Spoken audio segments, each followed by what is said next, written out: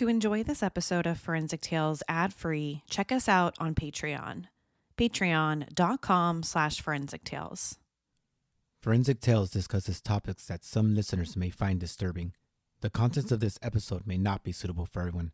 Listener discretion is advised. Blair Adams from Canada was just 31 years old when his body was found in the parking lot of a Knoxville, Tennessee hotel in July 1996.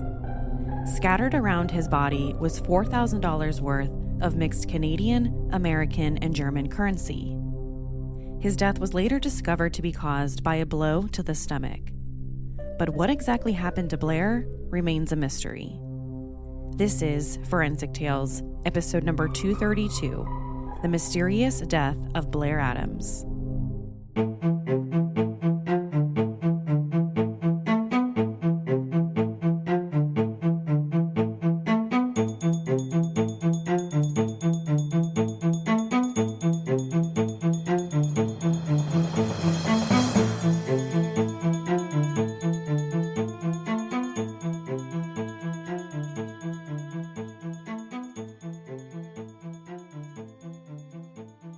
Welcome to Forensic Tales. I'm your host, Courtney Fretwell Areola.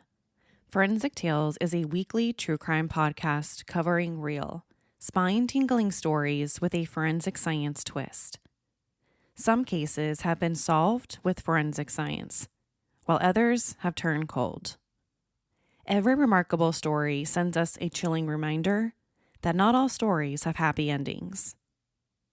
As a one-woman show, your support helps me find new compelling cases, conduct in-depth fact-based research, and produce and edit this weekly show.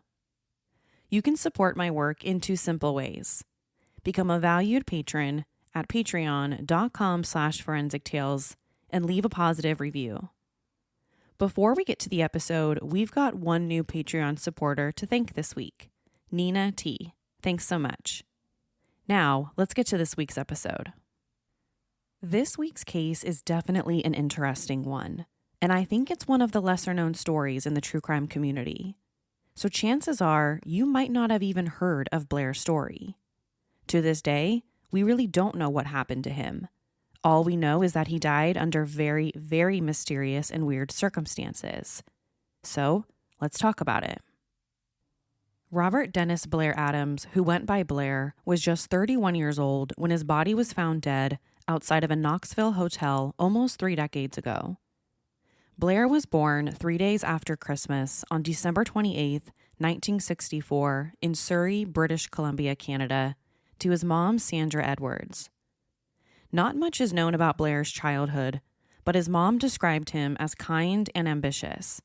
An ex-girlfriend called him a total gentleman. But Blair didn't give everyone that perception. For some people that he worked with, he could be abrasive and confrontational.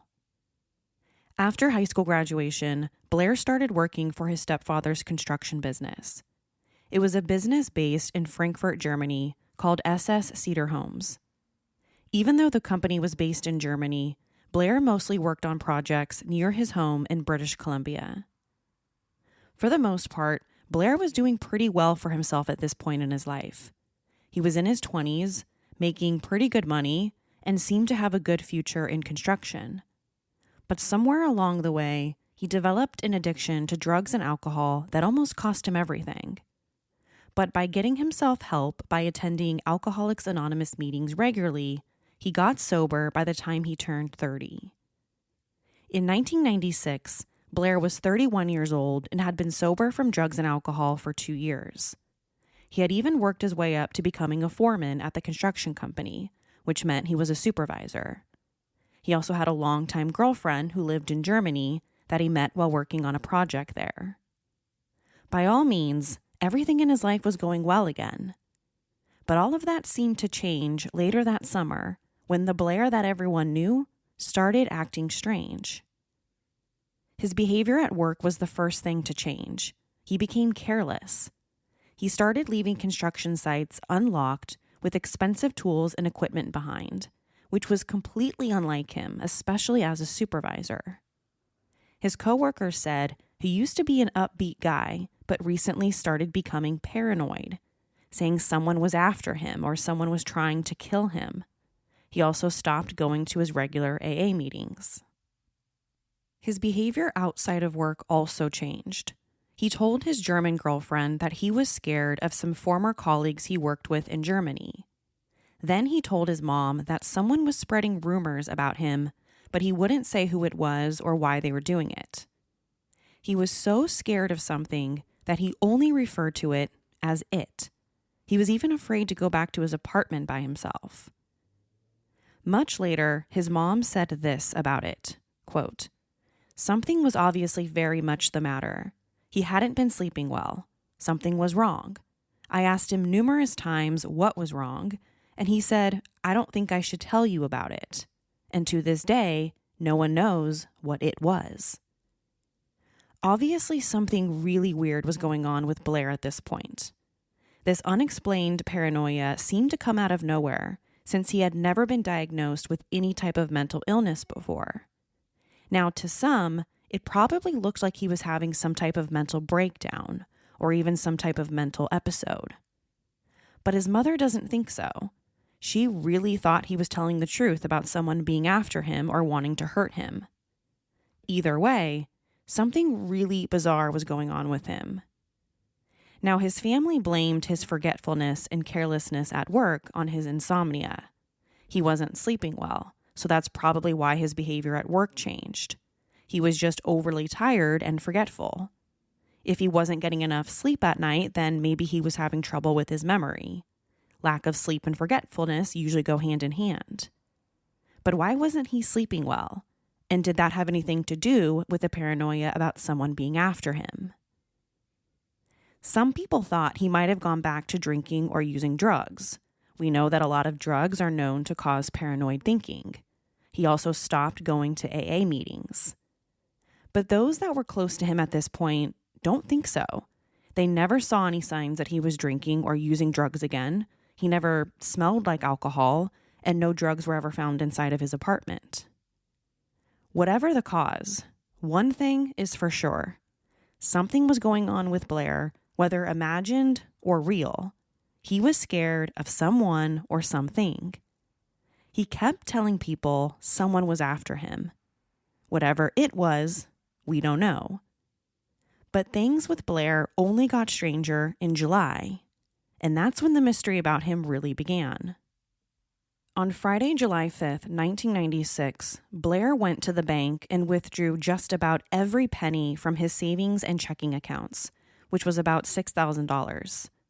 He also took out everything from inside of his safety deposit box, mostly gold jewelry worth another couple $1,000s. He never told the bank teller what he was going to do with all of his money, and the teller never asked because it wasn't any of their business. If he wanted to withdraw all of his money, he could. So Blair put the money and the jewelry inside of a fanny pack and drove to his uncle's house. But when he got there, his uncle wasn't home, so we have no idea why he went there or what he planned on doing. But it seems like he needed his uncle for something.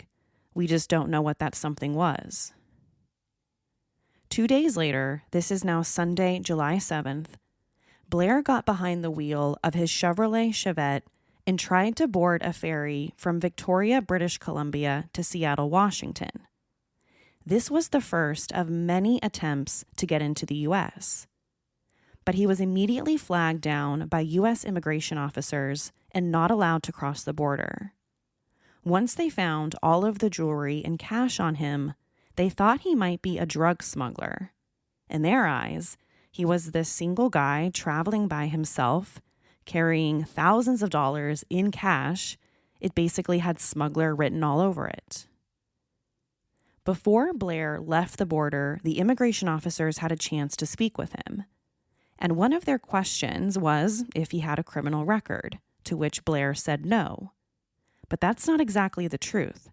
In reality, he did have a record. He had 2 past convictions for assault and drug charges. And once the immigration officers found out about this and they discovered that he was lying, that just gave them another reason to not let him cross. On top of looking suspicious, now he also looked like a liar. So when he was denied access to cross, that's when Blair turned around and decided to make a few visits to friends and family, ending the day at his mom's house. It seemed like he wanted to go anywhere but back to his own apartment. The next morning, July 8th, he quit his job at the construction company, explaining that he, quote, didn't know he could carry on here, end quote. He didn't even bother to go back and get his final paycheck. His next stop was to a travel agency. That's where he spent $1,700 on round-trip plane tickets to Frankfurt, Germany, scheduled to leave the following day. But why was he going there, or why did he want to go there? Some thought he wanted to visit his girlfriend who lived there, but she wasn't aware of any plans to see her, so that didn't seem to be the reason. And it wasn't work-related either, because he didn't have any scheduled construction projects there since he just quit his job the day before.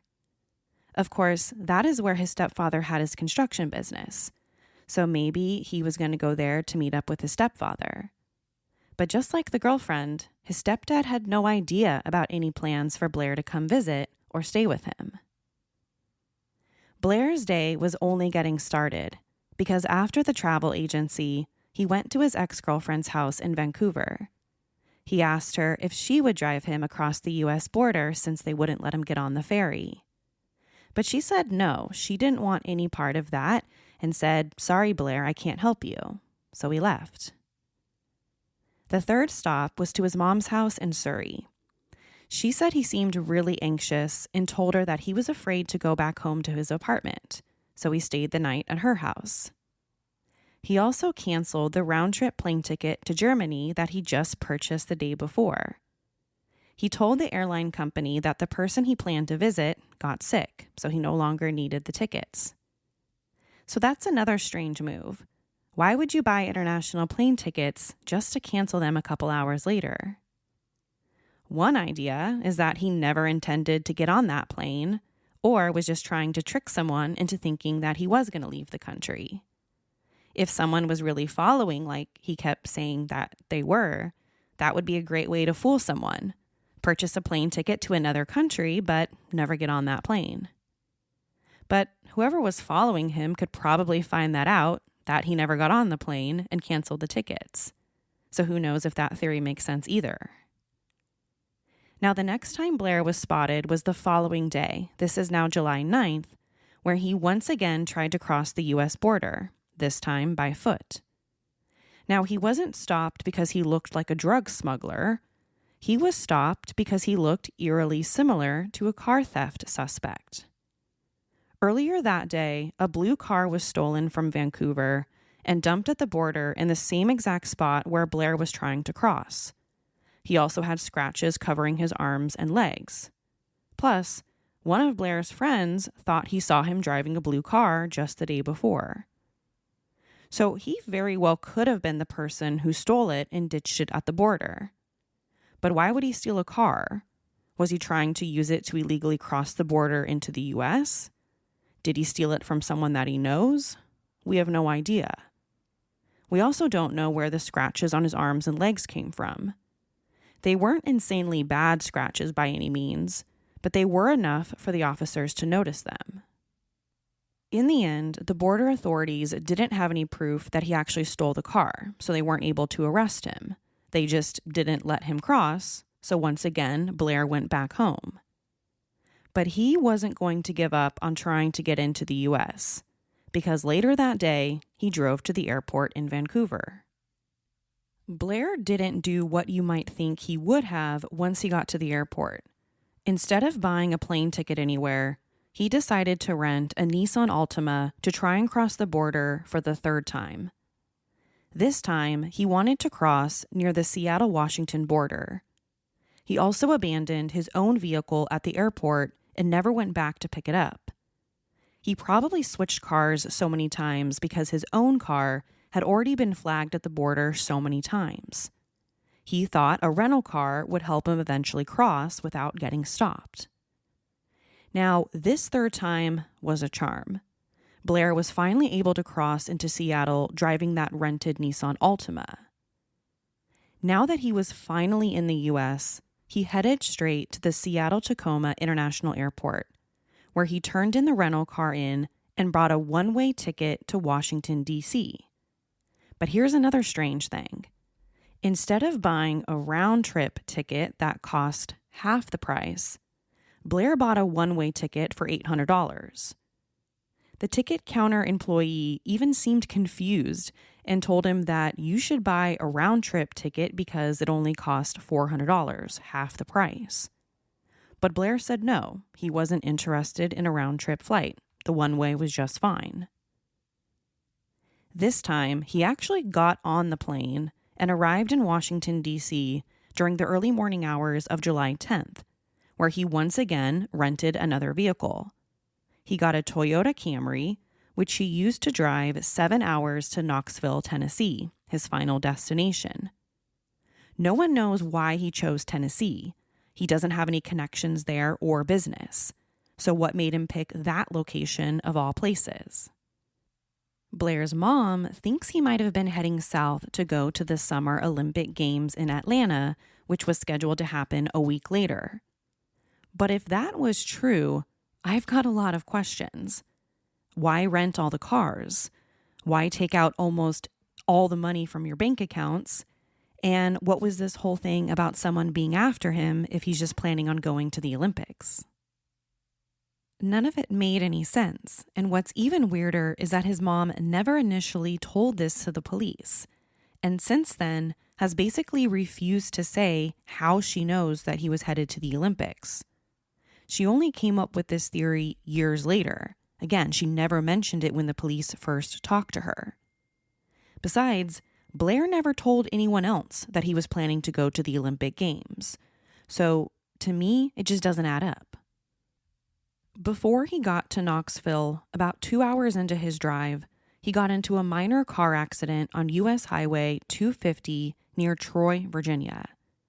He somehow managed to back his car into another car, which sounded weird since he was apparently driving on a highway. But nonetheless, they got into the accident. Blair and the driver spoke for just a couple minutes, and then after that, he was on his way again.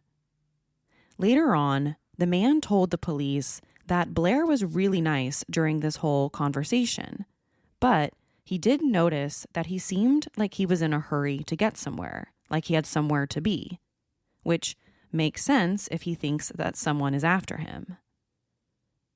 He finally made it to Knoxville around 5:00 p.m. that evening. The whole trip, including the drive, the accident, and a stop at a gas station, took about 10 hours. So it was a really long day for him between the overnight plane ride to Washington, D.C., and now Tennessee. Okay, the first sighting of him in Knoxville that we know about happened when he stopped at a gas station on Strawberry Plains Pike. He asked the attendant working there to call a mechanic for him. He said that the key to his rented Toyota Camry wasn't working anymore. Now, when the mechanic showed up, he said that he saw Blair was clearly trying to use a car key belonging to a Nissan Altima to start his Toyota Camry. If you remember, the Nissan Altima was the other car that he rented, so it makes sense why the Camry wouldn't start. It's the completely wrong car key. That key belonged to the car that he supposedly abandoned at the Seattle airport. So the mechanic told Blair, "Hey, you're using the wrong car key here. You should probably look in your pocket or wherever for the key to the Camry." He obviously had the correct key with him since he had already driven it for close to 10 hours. But apparently, Blair refused to look for it and just demanded that this mechanic guy call the tow truck company. So right away, the mechanic knew that something was really off, but he listened to Blair anyway and called the tow truck company. When they got there, the tow truck took the Camry away, and the mechanic gave Blair a ride to a nearby hotel. Later on, when the mechanic was interviewed by the police, he said he didn't think that Blair seemed to be high on drugs or alcohol. He just seemed to be in what he described as a daze. Blair was next spotted checking into a Fairfield Inn hotel around 7:00 p.m. He paid for the room in cash and gave the employee working a $100 bill. But when the employee tried giving back his change, he said he didn't want it.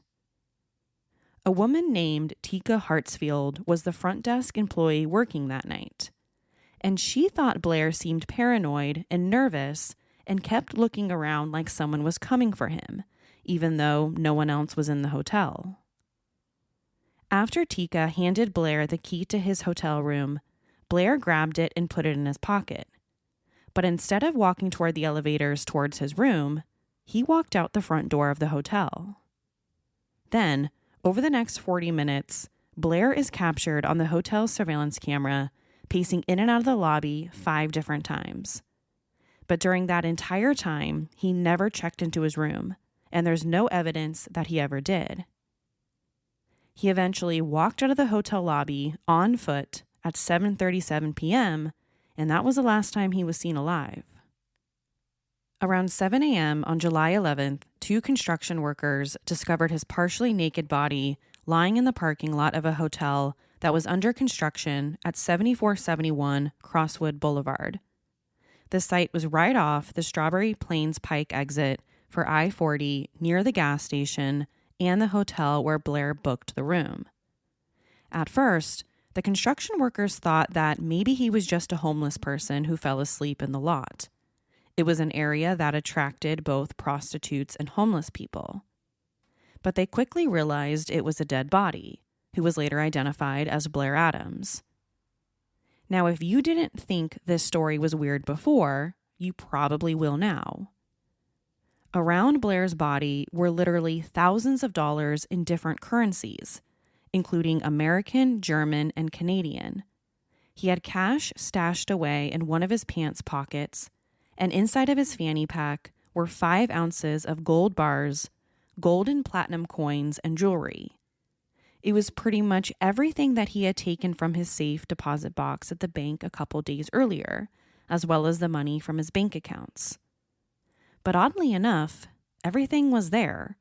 All of the money and jewelry were left completely untouched, except for a $100 bill that one of the construction workers admitted to stealing. So you can pretty much rule out that this is a robbery here. Now, next up are his clothes. His pants were pulled down and turned inside out, and his socks were on the ground next to him. The pants looked exactly like someone had taken them off Blair and then tried to put them back on, but only left them halfway up. He also had his car keys, including the keys for the Toyota Camry, which he had refused to look for the day before, as well as the hotel room key.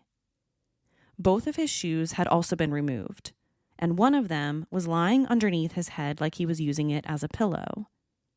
There was also a duffel bag next to his body that had maps and travel receipts in it. But it doesn't end there. Now let's talk about the condition of Blair's body and the autopsy. The autopsy was conducted at the University of Tennessee Medical Center, and according to the pathologist, he died sometime around 3:30 a.m., roughly 4 hours before he was discovered. But here's the really bizarre part. Blair died from sepsis stemming from an abdominal perforation, not the cause of death you were probably expecting. The authorities believe Blair was repeatedly hit in the stomach, and one of the blows caused his stomach to rupture, which led to the sepsis infection. They thought it could have either been multiple blows to the stomach or one really, really hard one. There were also wounds to his forehead that the police thought were caused by either a crowbar or a baseball bat.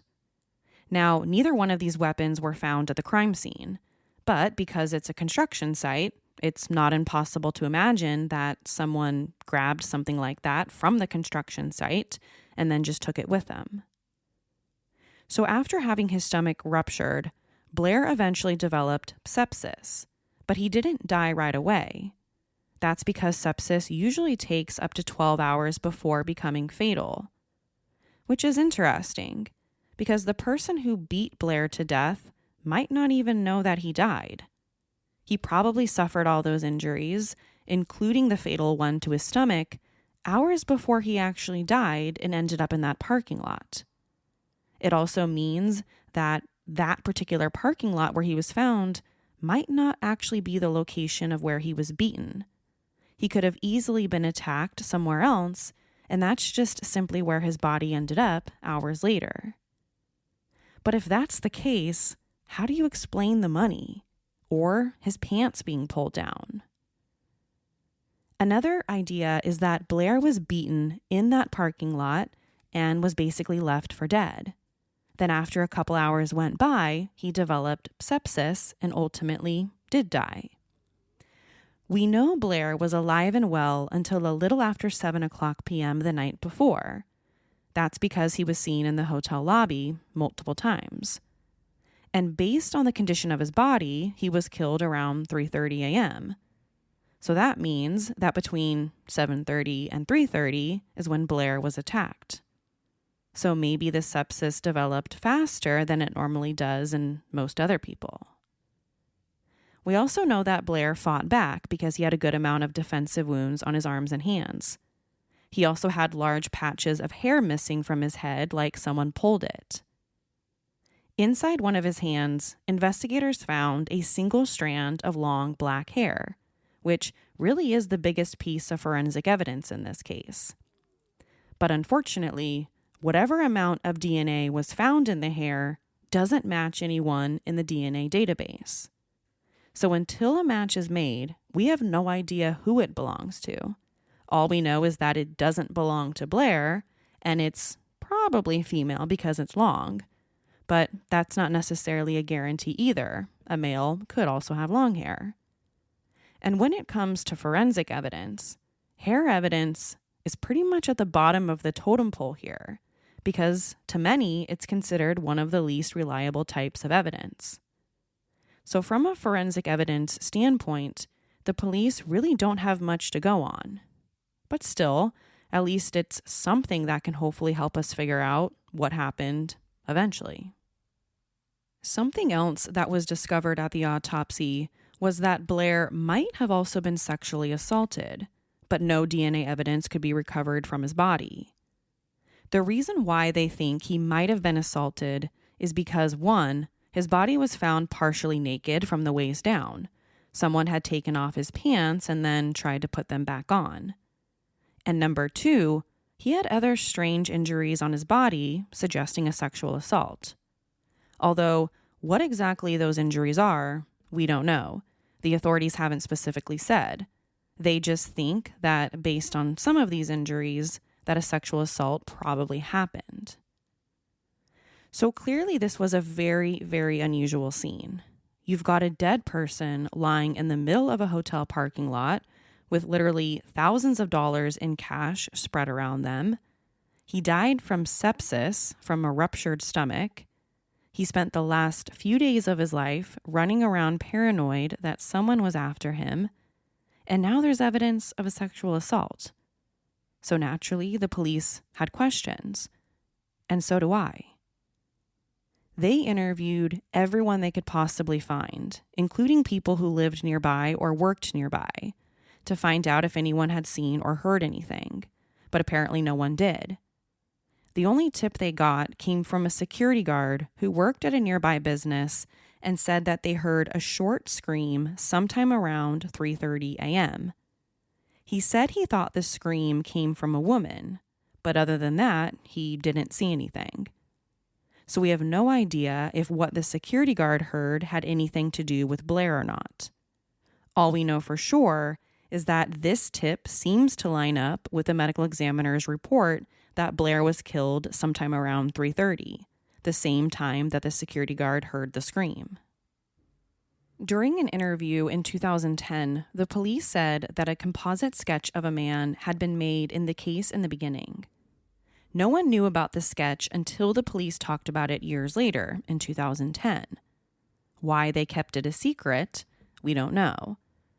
But the sketch came about from two women who claimed to have witnessed Blair speaking to a man outside of a Cracker Barrel restaurant in Knoxville. This is interesting because according to Google Maps, the walk from the Fairfield Inn to to the parking lot where Blair was found would take roughly 19 minutes, so they're pretty close. And on the way from the hotel to the parking lot, Blair would have passed a Cracker Barrel restaurant. It's actually across the street from the hotel. So the theory became maybe Blair walked out of the hotel to go and find dinner and ended up at the Cracker Barrel restaurant down the street, where the two women saw him talking to an unknown man. And this man may or may not have any information about what happened that night, or he might even be the guy responsible. Inside Blair's stomach, there was recently digested food, which included lettuce, some meat, and some shrimp. So that means that he ate something not long before he died. Now, we don't know if that came from something that he ate at the Cracker Barrel or not. Lettuce, meat, and shrimp are pretty generic. He could have eaten that anywhere. But it does support the two women's story, at least in a way. So was this man the man that Blair was originally running from? Or did he run into problems at the Cracker Barrel? And this had nothing to do with his paranoia. Or the witnesses had the wrong guy, and it wasn't even Blair talking to a man outside the restaurant. Since the guy in the sketch has never been identified, we simply don't know the answers to any of those questions. Another theory the police considered was that this was a sexual encounter turned deadly. Not only was it because they suspected he had been assaulted, but also because of the area where he was found. That particular parking lot was a known location for prostitution at the time. So the theory became Blair met up with someone there, then was assaulted and killed. Whether this person actually intended to kill Blair, who knows? But either way, the encounter somehow turned deadly. The police also suspected that Blair could have gone there to meet up with a male for that sexual encounter. Even though Blair never came out as gay, his mom told authorities years later that he once had a romantic relationship with a male roommate. Apparently, Blair said that the guy was only his friend and his roommate, but his mom thought otherwise. Now, the robbery theory. Well, to me, a robbery makes no sense. If someone planned to beat Blair to death and steal his money, then they've got to be the worst robbers in the entire world, because all of the money and jewelry were left behind. So I think it's safe to say that this was no robbery. These people weren't after his money or his jewelry. Another theory is that he was somehow involved in some type of illegal activity. We know he had a history of drug and alcohol abuse, so maybe he got tied up in something that we don't know about. Addiction can lead people down some pretty dark roads, so that idea in itself isn't really too far-fetched. But I don't think there's enough evidence to support this theory either. Yes, he had done drugs in the past, but no one in Blair's life recalled him ever being involved in anything illegal before. He didn't sell drugs, he only used them. And even though he stopped going to his AA meetings, there was absolutely no evidence that he was using again. And going back to the money once more, even if this had something to do with drugs, why wouldn't these people take the money? If this had anything to do with any type of illegal activity, you would think these people would take the money and jewelry. So I'm not too sure how strong that theory is either. According to a few people who knew Blair, he had made some enemies while working in Germany at his stepdad's construction company. Blair allegedly told his girlfriend that he was afraid of these guys coming to hurt him. So maybe it's possible that one of these quote-unquote enemies from Germany came out here and did this. But how bad of enemies could these people be? If that's what happened, then these people would have had to have come all the way from Germany to Knoxville, Tennessee to do this. Plus, we know how much work Blair was putting in to trying to get away, which means that these people would have had to follow him this entire time. So I don't know about that one. That's a lot of work for someone to do all the way from Germany. Of course, The most popular theory is that Blair was having some type of mental breakdown or mental episode. This explains almost everything leading up to his death. The insomnia, the paranoid thinking, the strange and erratic behavior, those are all signs of someone who might be having a mental break. I know he didn't have a history of mental illness or any formal diagnosis in the past, but it's not too far-fetched to assume he had something going on in his mind. But this theory still doesn't explain the cause of death unless he simply found himself at the wrong place at the wrong time. He could have been having a mental episode, and it's just a total coincidence that he was murdered during a time when he believed someone was trying to kill him. Maybe it's a coincidence. So all of these are just theories. None of them answer all the questions or check off all the boxes. And none of them explain why he was found with all of that cash. What was the motive for murdering him if not robbery? Why kill someone and leave literally thousands of dollars behind? It seems like the only answer that makes sense is that this was personal. Blair knew who killed him.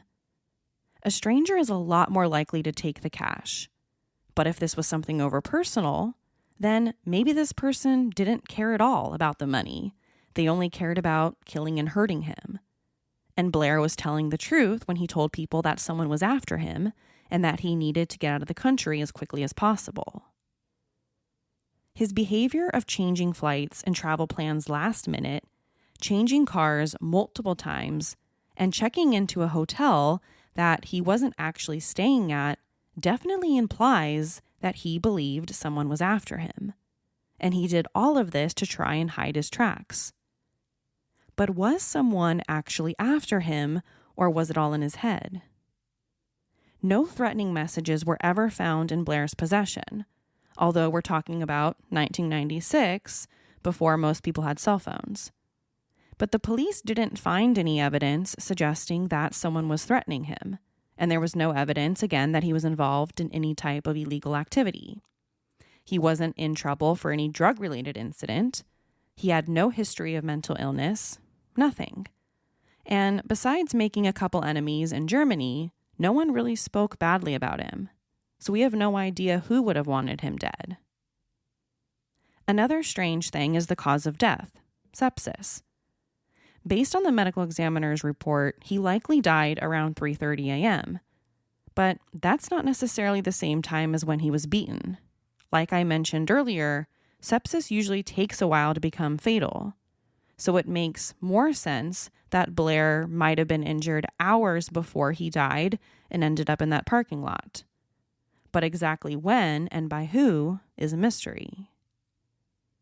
Some people have talked about the strange coincidence between the location where his body was found and his ties to construction. Remember, Blair worked as a construction foreman, and it's kind of ironic that his body was found at a construction site. But that just seems to be a strange coincidence, because he didn't have any ties to that particular site or Knoxville in general. So if that location had anything to do with it, we don't know it yet. 1 year after Blair's death, his story was featured on an episode of Unsolved Mysteries, where a member of the Knox County Sheriff's Office cold case unit said that cracking the case would, quote, take somebody telling us about it, end quote. This implies, at least to me, that they really don't have any evidence besides that strand of hair found in his hand, and we already know they haven't been able to match the DNA. So right now, that single strand of hair is two things: the biggest piece of evidence in this case, and number two, right now it's useless. At this point, it's been almost 3 decades since Blair was found dead in that construction site. As of now, the police believe that while his delusions of someone wanting to kill him were very real to him, they were just that, delusions. They don't believe his murder actually had anything to do with that.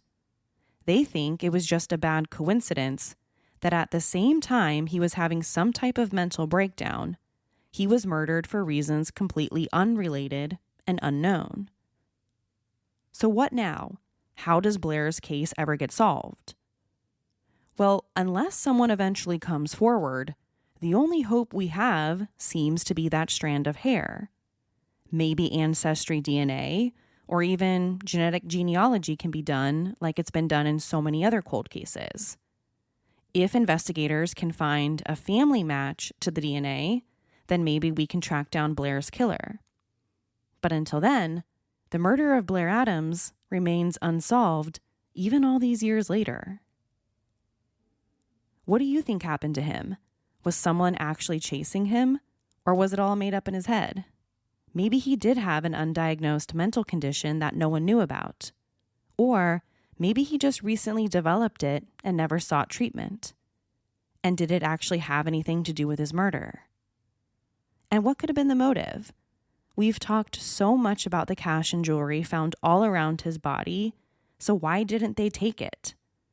Maybe it's possible whoever did this to Blair didn't even know they killed him. He could have been beaten and then hours later developed the sepsis, which ultimately killed him. Or do you have your own theories about what happened to him that I didn't talk about in the episode? To share your thoughts on the story, be sure to follow the show on Instagram and Facebook. To find out what I think about the case, sign up to become a patron at patreon.com/forensictales. After each episode, I release a bonus episode where I share my personal thoughts and opinions about the case. You'll want to listen to this one because I'm going to share what I think happened to Blair Adams. Don't forget to subscribe to Forensic Tales so you don't miss an episode. We release a new episode every Monday. If you love the show, consider leaving us a positive review or tell friends and family about us. You can also support the show through Patreon. Thank you so much for joining me this week. Please join me next week. We'll have a brand new case and a brand new story to talk about. Until then, remember, not all stories have happy endings. Forensic Tales is a Rockefeller audio production. The show is written and produced by me, Courtney Fretwell Areola. For a small monthly contribution, you can help create new compelling cases for the show, help fund research, and assist with production and editing costs. For supporting the show, you'll become one of the first to listen to new ad-free episodes and snag exclusive show merchandise not available anywhere else. To learn about how you can support the show, head over to our Patreon page, patreon.com/forensictales, or simply click the support link in the show notes. You can also support the show by leaving a positive review or telling friends and family about us. Forensic Tales is a podcast made possible by our Patreon producers, Tony A., Christine B., Sherry A., Michael D., Nicola, Jerry M., Brian W., Megan G., Ureli, Jerry, Ann F., Ken S., Carol A., and Louise B. If you'd like to become a producer of the show, head over to our Patreon page, or send me an email at courtney@forensictales.com to find out how you can become involved. For a complete list of sources used in this episode, please visit forensictales.com. Thank you for listening. I'll see you next week. Until then, remember, not all stories have happy endings.